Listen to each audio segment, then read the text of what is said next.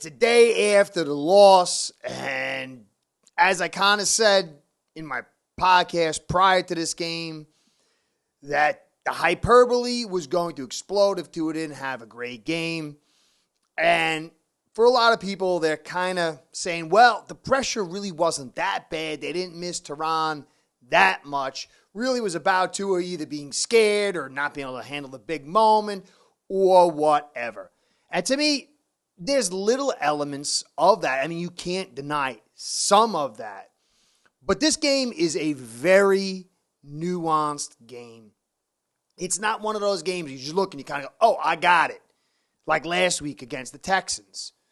This one, if you're not really looking at the things that are happening outside of the visuals of the completions and the touchdowns and all, it kind of gets foggy. I'm going to get into a little of that. I'm going to do a real big study tomorrow.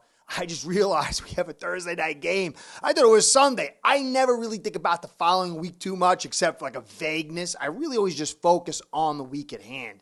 So this is going to be a lightning fast weekend, so I'm trying to get my coverage out quicker than normal because I'm hearing a lot of stuff that I don't think is the best evaluations. Now, I want to get into, we signed Eric Fisher, the left tackle today. That's good news. It's not super duper duper news, but it's very good news. We also know that Austin Jackson's been put on IR, so I want to get into that switcheroo of players.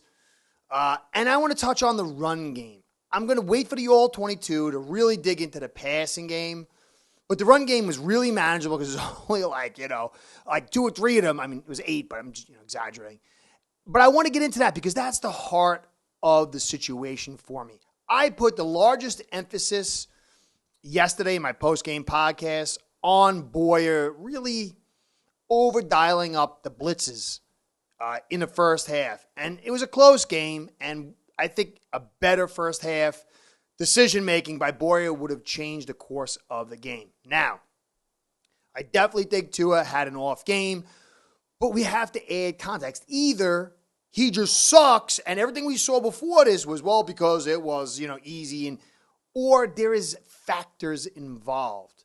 And I want to get into some of those factors. I had said in my podcast leading up to this game, one of the areas where we could actually have an advantage with our offensive line is in between, with Jones, Connor, and Hunt running inside zone to a probably the weakest part on the 49ers defense is their deep interior, the defensive tackle group in their run stop. And you could find some hay. And we did to a certain extent. But there's a mitigating factor that I want to get into with that. And it's really going to tie into a larger subject of we need to talk about Tua, talk about Boyer, talk about this player, but we also need to stop and talk about McDaniel. Because I see a clear chink in his armor, and I think it was kind of exposed this week. Doesn't mean he sucks. Everybody that's young goes through a seasoning period. What happens on the other side of that seasoning period is going to determine what he really is. But he is in a seasoning period, and to me, this game revealed some chinks. So I'm going to get into all that stuff. But first, I want to give you guys a shout-out. I love this channel. I love covering football, and I love comments. I get so many great comments, and my favorite comments are most of the time, I mean, I like the ones that say, you're doing great, but I really like the ones that say, in a courteous manner, look, I think differently. And then we could talk, and I could see their side, they could see my side, and sometimes even gets heated, and you make friends at the end. And to me, that's the magic. So I appreciate all that. I thank you guys. You make the channel go, but also so does my sponsors, Ace Per Head. Without the two of you, this channel ain't going down. Ace Per Head's betting software is the premier white label platform for bookies to manage their players and grow their sportsbook operation. Click the link in the description below to get set up in minutes. Ask for the Curtis promo and get a special introductory discount. Eric Fisher is an older guy. Last year, he was with the Colts. He gave up 7 sacks on 490 pass blocks, 41 pressures, 8 penalties, plays left tackle. At this stage, he's kind of at the very end. Last year, he did much better in his run blocking than pass blocking, but I believe that was kind of conversely flipped in his past. But this guy probably is sleeping is better than Little. And so this is a clear upgrade. Now, Jackson's not going to be here probably for the rest of the season. It's not really, if Fisher's here, it's not really a concern. Fisher's a veteran. He can get up to speed real quick. I don't know if it's up to speed fast enough for this Chargers game, and that's going to tie into Ken Tehran show up this week. Critical game. But this is a guy we should have signed a while ago. Why didn't we sign this guy a while? I know he's a little expensive. I know we're a little tight. But these off-the-street guys, and frankly, some of the dudes we have going into the season, it was mind-boggling why they're on the roster, because they wouldn't be really on anybody else's roster. That's why 2 or 3 of them were on the streets, and even Fisher, but Fisher for a different reason, because he's an older guy. They don't want to pay the money or whatever. But Jackson, Little, Eichenberg, even Shell to a degree, he should have been a backup, not your starter. So there's a little curiosity here. It's better late than never. This is the critical stretch. I know we lost against San Fran. This Charger game is winnable and critical. We win this one, and then we are on track. It's a good signing. And honestly, if he could play right tackle, I'm really high on him playing right tackle, and Tehran, when he gets back, playing left tackle. And I like what I got. I still say Shell should slide to left guard. I still say that. But I like what Jones is doing. But the key here is Fisher is, at this stage, a better run blocker than pass blocker. And that goes into my main point for the day. Why don't we run the football? Why this reluctance to run the football? The game we had yesterday demanded patience. I spoke about this going to the game. I spoke about how the inside zone, which we did, we only had one outside zone run, and the rest were all, I believe, inside zone. And there was some hay-made. It wasn't like any disaster runs. We got 2 or 3 and a couple of 8, but we didn't stick with it. And I'm going to go through the numbers. I'm going to start with Tuesday because I want to tie into a later podcast tomorrow, a deep dig into Tua. And he was 21 of 14, and he had 1 int on play-action passes. He had 22 play-action dropbacks, 66% completion. It was a 61% of all his dropbacks. Now, on no play-action, he was 4 of 12, 33% completion, 39% of his dropbacks, but he had 2 TDs and 1 int. So the big play came through just a regular dropbacks, but the consistency was through the play action. Now, to tie it in a little deeper, just to kind of put this over to her, and it's going to tie into my second part here. On his 20-plus yard throws, he was 1 of 5, but 1 ball was batted down. So really, he was like 1 of 4, and he had 20% completion percentage, which would be about 25. But that was the 1 deep touchdown to Hill, so hoorah, that was a big deal. But that was a constricted area for him.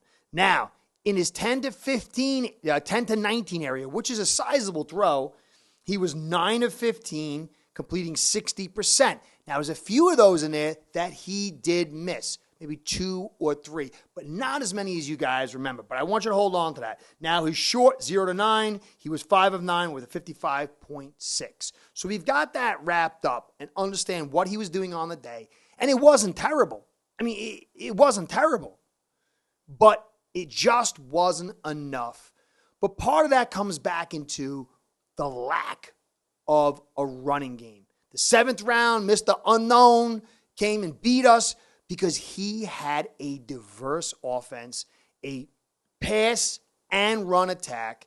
And eventually, these things continued to grow because they weren't all popping for 15, 60 yards.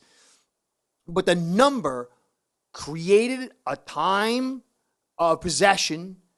It created short downs on 2nd and 3rd down. It gave a look diversity where we had to crowd the line a lot more than they did.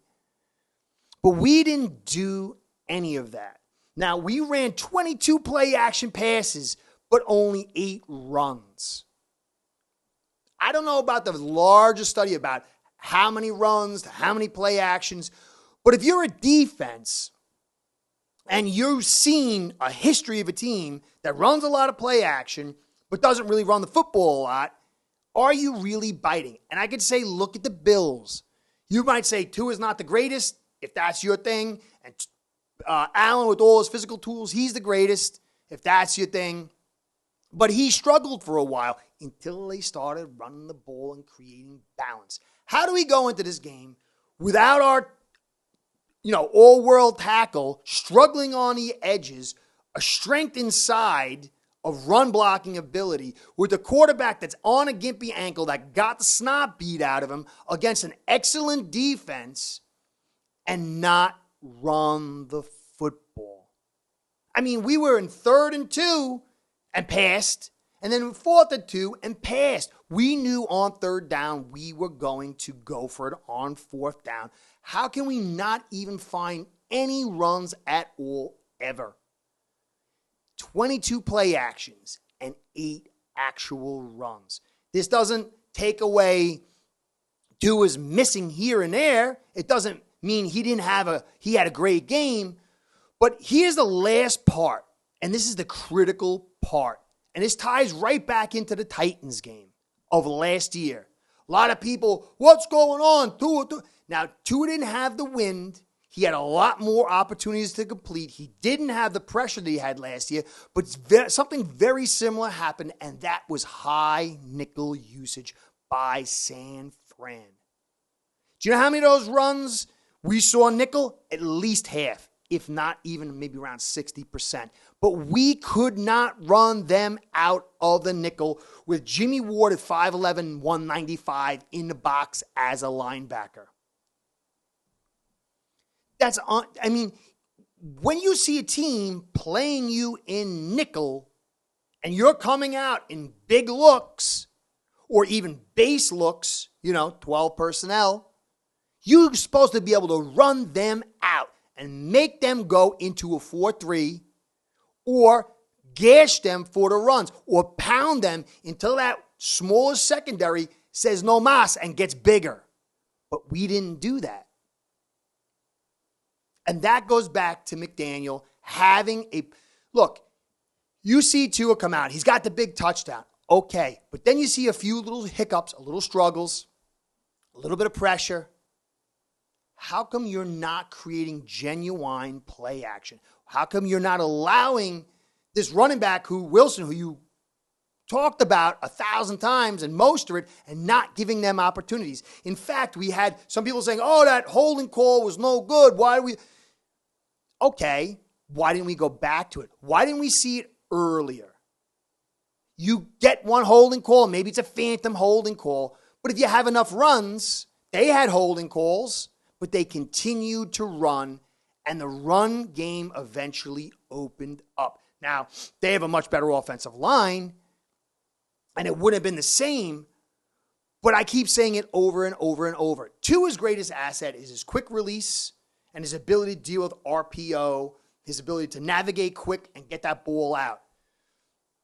But if linebackers aren't biting up, it creates a problem. These linebackers were playing 4.5, 4 yards off the ball.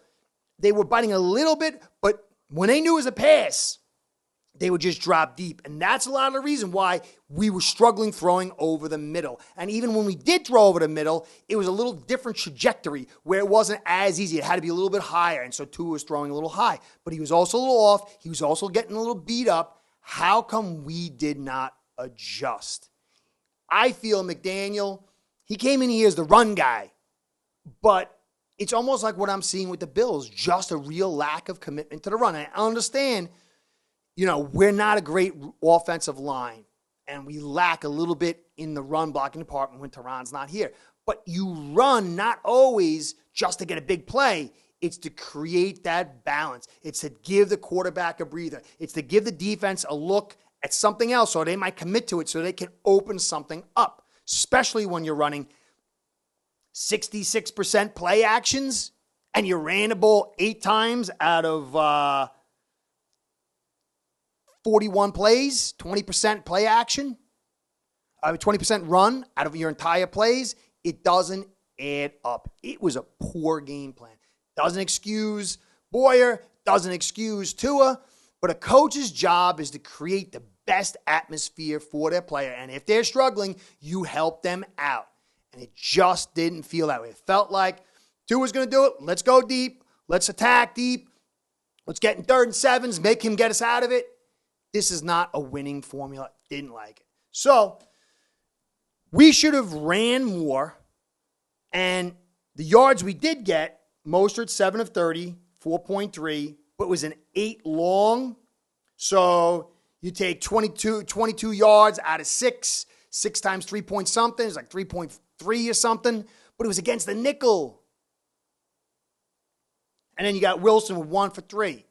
We should have ran the ball more and let our big boys hit them and hit them and hit them and be patient.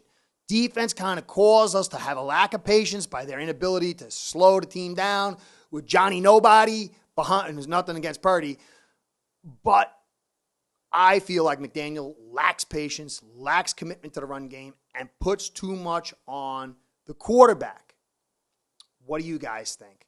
I'm going to dig into it more tomorrow when I get the full all 22. But we need to run the football. It can't be Air Coryell all day. Curtis saying, thanks for staying to the end. Please like, comment, subscribe. Go Fins. This game, move past it.